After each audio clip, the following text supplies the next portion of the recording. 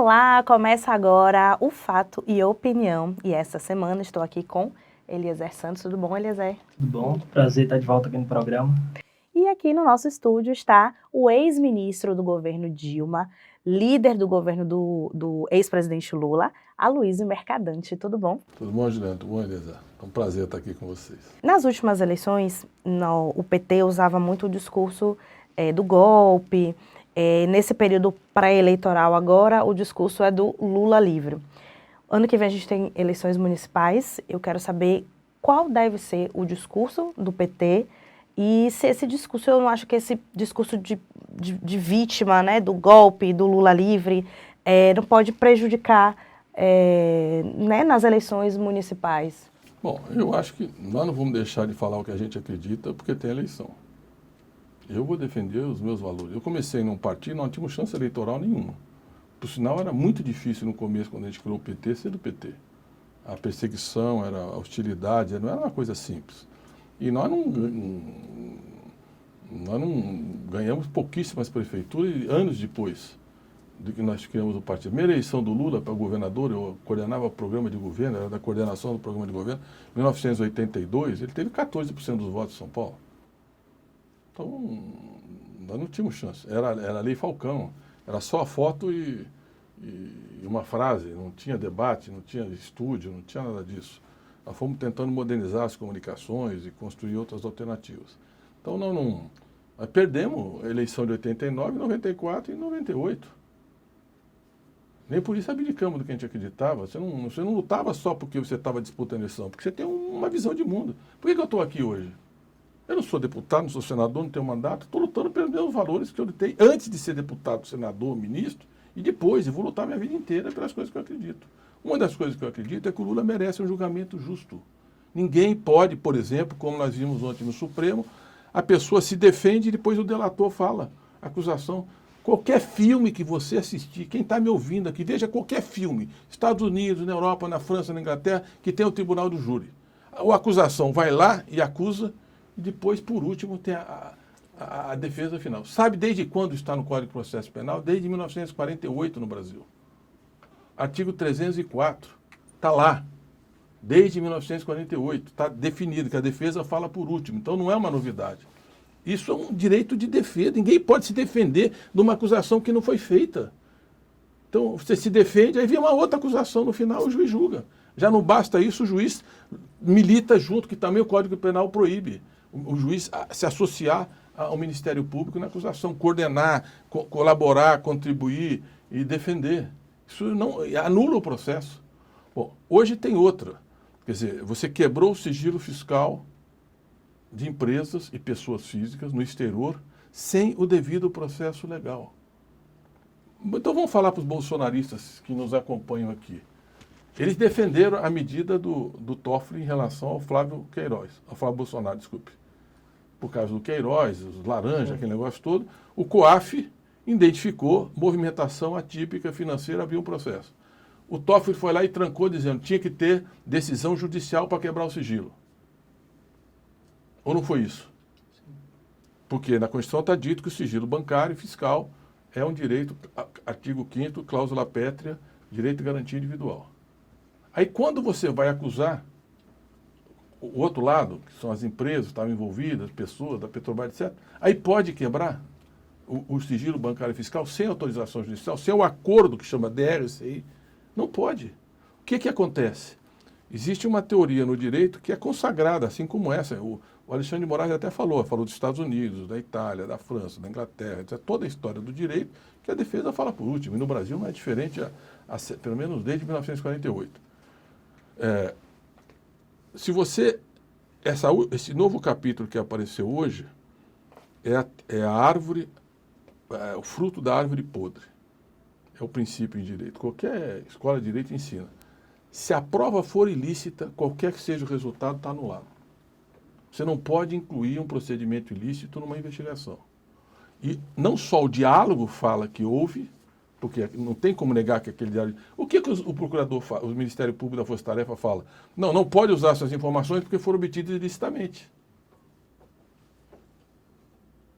Ora, se não pode usar essas informações porque foram obtidas ilicitamente, Por que poderá utilizar informações que foram obtidas ilicitamente para denunciar pessoas e empresas? Não pode. Importa quem é, não estamos discutindo aqui se é fulano ou ciclano. Nós precisamos manter os princípios, senão o país vai se perder, o Estado Democrático de Direito vai se perder. Os princípios você não negocia, você mantém em qualquer conjuntura, em qualquer circunstância. E o Estado Democrático de Direito é que qualquer cidadão tem direito de defesa e a presunção da inocência, e ele não pode ser condenado até prova julgada em contrário, e terminado o devido processo legal. O Lewandowski falou hoje que vai levar a segunda instância para votação no plenário. Isso nunca existiu desde a Constituição. Ninguém foi preso por decisão de segunda instância, até a conclusão da tramitação do processo. A não ser que ameaça a vida, é prisão preventiva, e tem umas regras. Mas se você está se defendendo, como o princípio constitucional é a presunção da inocência, também artigo 5º, cláusula pétrea, você só pode ser preso quando você concluiu a sua defesa, que é o processo terminou na última instância. Isso foi alterado em 2016 e o alvo já era o Lula. Isso não existia na jurisprudência brasileira. Nunca foi interpretado dessa forma. É um casuísmo completo. A Rosa Weber aquela vez falou, não, na tese eu estou de acordo, mas eu não quero mudar sozinha, não quero discutir o caso, quero discutir a causa. Quando for discutir a causa, eu votarei. Então já tem maioria. É votar a causa. Não tem discussão. Não importa quem é a pessoa, não é porque é o Lula. Você não pode mudar as regras para perseguir quem quer que seja. Não é porque ele foi presidente, e foi um extraordinário presidente, o mais popular e o mais bem avaliado da história. Não poderia ser qualquer cidadão, não pode. Então são questões que o Brasil vai aprender. A democracia, uma lei de abuso de autoridade. Por que foi votada uma lei de abuso de autoridade? Porque o sentimento é que houve abuso de autoridade. O sistema de peso e contrapeso vai regulando essas questões. Conversa que é boa, né? Eu só queria rememorar um assunto que você falou aí, até sobre o processo de impeachment da ex-presidente Dilma. O senhor era chefe da Casa Civil. Não, já estava era o Jacques Wagner. Mas 9 meses antes. Mas em 2015 o senhor ainda estava ali. Então, 2014 começo de 2015. Então o senhor viu pelo menos ali as primeiras movimentações que encaminharam esse processo de impeachment. Na função de chefe da Casa Civil, tem alguma coisa hoje que, olhando para trás, o senhor se arrepende de não ter feito algum movimento que poderia ter barrado? Faria diferente também, né? Alguma coisa o senhor faria diferente? É muito difícil responder essa pergunta. O Hobsbawm dizia o seguinte, a história é o que ela é. Não existe a pergunta assim, e se a Cleópatra tivesse 2 narizes, como é que teria sido a história do Egito? Ela só tinha um. Então, a história é o que é, você tem que ler como ela foi. Qual era a minha dificuldade? A minha dificuldade é o seguinte, eu não me envolvo com ilícito. Eu não consigo deixar de ser republicano e defender o interesse público. Eu fiquei 6 anos e meio no Ministério. Eu não tenho um PAD, que é um processo administrativo. Eu não tenho uma representação da CGU. Eu não tenho uma representação da AGU. Eu não tenho do Ministério Público. Eu não tenho um inquérito. Na minha gestão do Ministério, não há um ato administrativo. Quando a Dilma saiu, o Mendonça entrou no Ministério da Educação, vamos fazer uma devassa aqui nas 80 atos do Mercadante, não apontou uma. O Vélez falou, estamos fazendo a Lava Jato da educação, até agora eu estou aguardando. Pelo menos, tem uma portaria aqui que tem problema, não tem uma. Não tem uma decisão minha que tenha sido questionada juridicamente. É uma atitude, uma forma de ser. Se eu tivesse aceito algumas negociações que eram propostas por pessoas poderosas do parlamento, eu acho que hoje eu estaria numa confusão monumental. Você não vê, eu vendi meu voto no Senado, que eu negociei propina para quem quer que seja, que eu superfaturei obra, que eu permiti que isso acontecesse. É uma coisa que não é da minha natureza. Eu prefiro dizer não. E as pessoas falam, o Mercadante é muito duro e tal, mas é porque eu não fiz alguma coisa que eu não devia fazer. E cada vez que a gente não fazia, era uma pauta-bomba. Qual é a questão de fundo? Mudou a conjuntura internacional, a economia entrou numa fase muito mais difícil. Nós vimos auge de menor taxa de desemprego da história em 2014, a economia vinha se recuperando, superamos a crise internacional e quando chega 2014 atinge os emergentes da América Latina. As commodities desabam, soja, milho, minério de ferro, não tinha como. Nós íamos sofrer uma crise, a América Latina inteira, não é uma coisa, todos os países da América Latina, o Macri era o neoliberal aqui do lado, está devendo 55 bi só para a FMI. nós conseguimos manter 380 bilhões de dólares de reservas cambiais, conseguimos manter um certo controle do nível de atividade, enfim. Mas junto com isso, a Dilma se elege, mas perde a eleição para o parlamento. Perde. E naquela época, né, o auge da ética era o Aécio, né? E a novidade ética era o Temer.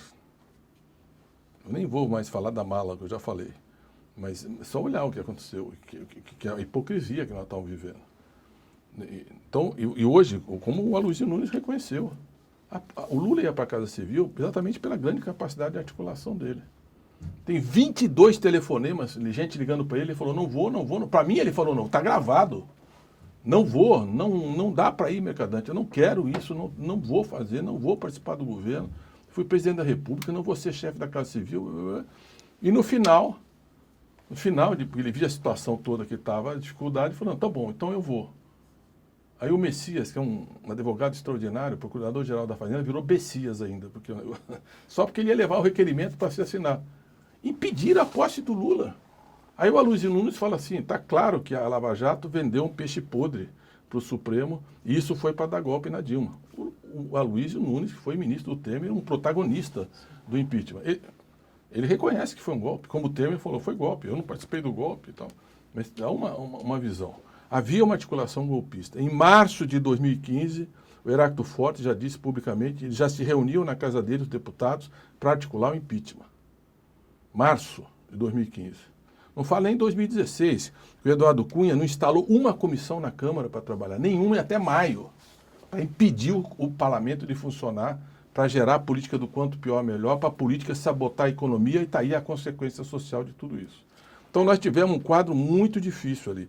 Havia uma maioria conservadora, nós perdemos a eleição, eles olhavam para o Lula e falavam, o Lula vem aí ficar mais 8 anos, ou interrompe agora, nunca mais. Tinha uma crise, e eles partiram por tudo ou nada e conseguiram derrubar o governo, mas foi uma tragédia. O governo Temer é o mais mal avaliado da história, tira a Dilma que resolve tudo, não resolveu nada, vota a emenda constitucional 95, teto declinante por 20 anos, vamos arrochar a saúde, a educação, o povo que vai resolver, não, tira os direitos trabalhistas que vai resolver, agora tira os direitos previdenciários, também não resolver, não vai resolver.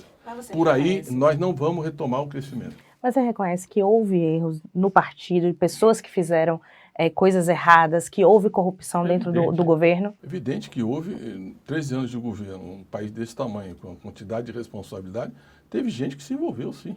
Alguns petistas antes, como o Delcídio, que já confessou no governo Fernando Henrique Cardoso que ele era da Petrobras, e o Palocci também confessou coisas que ele fez. O Janot fala, a delação do Palocci era um creme cracker, que era muita espuma e não tinha consistência, não tinha prova, não tinha materialidade. Eu não conheço a delação, só vi os textos que um vazou na véspera da eleição, que é uma coisa que é o que... Hein? Hoje o Aloysio Nunes fala, aquilo foi para prejudicar o Haddad na véspera da eleição. Mas eles não estavam com a gente para defender na hora que precisava. Mas achei positivo ele reconhecer essa coisa. É evidente que teve. Não tenho dúvida com isso. Agora, tem que separar esse problema do financiamento de campanha. Existia uma prática difundida em todos os partidos de financiamento de campanha que envolvia o chamado Caixa 2. Ou seja, recursos que não eram oficializados e contabilizados. A empresa não queria... Às vezes aparecer, eu quero dar para esse candidato, mas se o outro souber, eu vou ter que dar igual.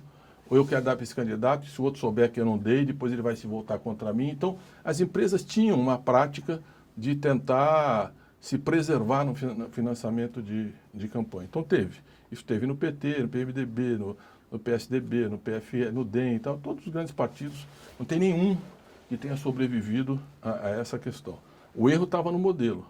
Você tinha que acabar com o financiamento empresarial e ter financiamento público. Nós lutamos por isso, 30 anos, nunca conseguimos aprovar. O poder econômico não queria, as empresas não queriam, os parlamentares não queriam, porque as regras que estavam lá, o que eles queriam. Nunca conseguimos. Agora temos, pelo menos, o financiamento público, sai mais barato. O pessoal, mas é 1 bilhão e 700 milhões. A democracia tem um custo, são 210 milhões de pessoas, campanha cara, tem material de publicidade, programa de rádio, televisão, avião, combustível. Qualquer país do mundo tem um custo. Então você vê qual é o custo, é melhor dividir isso transparente e resolver esse problema. Mas não era o crime de lesa pátria, como foi dito. Era um problema de formalização dessa... Agora, foi usado de uma forma brutal contra nós. Eu já contei aqui o meu caso. Das 500 delações, teve 2 que talvez tenha mais alguma que eu não conheço, mas assim, do que veio até agora, que diziam, a do Ricardo Pessoa do OTC, e a capa dos jornais, televisão, o Globo até fez uma nota depois pedindo desculpa, Jornal Nacional, para mim. O Mercadante está na Lava Jato, eu nunca estive na Lava Jato. Eu falei, não é Lava Jato, isso aqui é crime eleitoral, está com o Celso de Mello, né? A teoria ainda estava vivo. Não é verdade isso. É eleitoral, foi encaminhado para a Justiça Eleitoral. Mas eles deram e depois voltaram atrás, os jornais pediram desculpa sempre assim, pequenininho e tal, para me atacar. Mas era o quê? Eu recebi R$250 mil, oficialmente R$250 mil na campanha de 2010. Os únicos problemas que eu tenho são de campanha eleitoral. Aí eu vim a público e falei, gente, está aqui o recibo 250 mil no mesmo dia de uma coletiva. E está aqui o outro recibo 250 mil. Ele está dizendo que eu recebi 250 mil por fora. Está aqui o recibo. 250. Demorou 3 anos. Polícia Federal e Ministério Público interrogaram 13 pessoas lá na fase do inquérito. Todas as pessoas da empresa disseram que não me conheciam, que nunca ouviram falar. Ninguém diz quem recebeu, quando recebeu, quem deu, de onde saiu. Foi anulado, evidentemente, foi arquivado a denúncia. E a outra da Odebrecht, não falam de mim, mas dizem que era da minha campanha. Então fala que o Edinho tinha recebido, um fala que é 750 mil, outro fala que é 1 milhão. Muito bem. Aí o cara fala assim, você conhece o Mercadante? Não conheço o Mercadante, nunca falei com ele, o dos 750 mil. Mas o outro é quem acompanha o Mercadante. Quem sabe tudo do Mercadante é o outro. Nem sei o nome dos dois. Aí vai para o outro e fala assim, foi você que negociou com o Mercadante, você sabe? Não, eu nunca falei com o Mercadante. Por sinal, acho que ele nem sabe que nós ajudamos a campanha dele. Como é que eu posso ser processado por uma coisa que eu não sei, por pessoas que nunca falaram, um diz que é 750, o outro diz que é 1 milhão, não consegue provar o que quer que seja. O juiz eleitoral mandou arquivar. Só que é o assassinato de reputação, né? Ainda bem que eles entraram no Supremo e não atiraram. Mas contra nós eles atiraram na reputação. Você fica ali na chuva 1, 2 anos e fica essa névoa. É tudo igual, é o PT, é o PT, porque foi só o PT. Ele diz ali, está gravado, fala, não, vamos mexer com o PSDB, com o Fernando Henrique, não, senão vai ser difícil para nós. Você lembra? Está lá escrito. Só começaram a mexer com alguns outros partidos depois da eleição e olha lá. Você imagina se tivesse um petista com uma mala de dinheiro saindo no restaurante e com a voz do cara gravando que tinha pedido 20 milhões para pagar em não sei quantos anos. Ou então, porque eu preciso de uma ajuda aqui, 2,5 milhões, estou mandando meu sobrinho, meu primo, se precisar, a gente mata ele para acabar com essa conversa. Imagina se fosse um petista. Até agora não aconteceu nada. Conversa boa. Quer fazer a última pergunta? Essa agenda de anti-PT foi que pautou a última eleição. E ela foi muito forte porque as pessoas estavam votando em candidatos que a gente não teve um debate, sobretudo no segundo turno. Foi o antipetismo, né? E quando a gente olha daqui para frente, a gente vai ter eleições municipais, mas a gente já está de olho em 2022. Qual é a tônica, qual é a arrumação do partido para vencer essa rejeição, para trazer o debate de volta e para encontrar alternativas para o país, não apenas para a esquerda, né? Sabe uma coisa que as pesquisas que nós fizemos tinham um antipetismo, ele é forte. A aceitação do PT é muito grande, mas a rejeição também. É o partido mais bem aceito e mais rejeitado, porque é o maior partido e tal. Nós elegemos agora 98 mil dirigentes de base zonais e municipais. Mas a pesquisa mostra que o fator decisivo da derrota foram os ataques pessoais ao Fernando Haddad. Vocês lembram? Muito mais do que a discussão do PT em abstrato. Mesmo porque ele não tinha como colar nele esse tipo de denúncia. Tem uma irregularidade na vida do Fernando. Tem um problema, eu acho que não terá. Fizeram uma acusação no negócio de campanha eleitoral, que é uma barbaridade. A Folha desmontou toda a acusação, evidentemente aquilo vai ser arquivado. Mas era o ataque pessoal, que ele estimulava a pedofilia. E as pessoas recebiam uma mamadeira com pênis, dizendo que aquilo era distribuído pelo Fernando Henrique, pelo Fernando Haddad no Ministério da Educação. Umas barbaridades, umas coisas completamente alucinantes, mentirosas. Mas ficava, era isso que ficava. E isso desgastou. Como ele era uma novidade, ninguém tinha relação, não conhecia, né? Foi o apoio do Lula que fez ele chegar. Isso foi o fator determinante. Agora, nós temos que cuidar, o PT tem que melhorar suas práticas, renovar seu discurso e principalmente defender o legado do nosso governo, que eu acho que o Brasil já tem saudade, mas apresentar propostas do futuro. É o que nós vamos fazer amanhã cedo, 9 horas, lá na UFBA, Faculdade de Direito, apresentar propostas de emprego e reforma tributária. Quem puder ir, compareça, que eu acho que vai ser uma boa oportunidade para a gente começar a discutir. Nós não somos a oposição do quanto pior, melhor. Nós temos responsabilidade com esses milhões de desempregados, inadimplentes, essa pobreza que está em 6 milhões de pessoas no Brasil hoje, não tem renda em casa, não tem renda. É uma nova pobreza que está emergindo, só não vê quem não quer. Vai para o centro de qualquer cidade do Brasil e você vai ver jovens perambulando, trabalhadores desesperados, desalentados. Então nós precisamos tratar desse assunto. E a política não pode impedir o Brasil de encontrar respostas para melhorar a vida do povo. Então nós queremos, na oposição, apresentar nossas alternativas com responsabilidade e melhorar a qualidade do debate que está aí. Pronto, o seminário Conjuntura Política e Econômica vai acontecer amanhã, 9 horas, no auditório da Faculdade de Direito da UFBA. Mercadante, muito obrigada pela sua participação. A gente poderia passar aqui 2 horas conversando. Voltaremos um dia. Volte, viu? Muito obrigada mesmo pela sua participação. Obrigada, Eliezer. E você fica ligadinho no bnews.com.br, também pelas redes sociais, no Facebook, Twitter e Instagram. Até semana que vem. Tchau, tchau.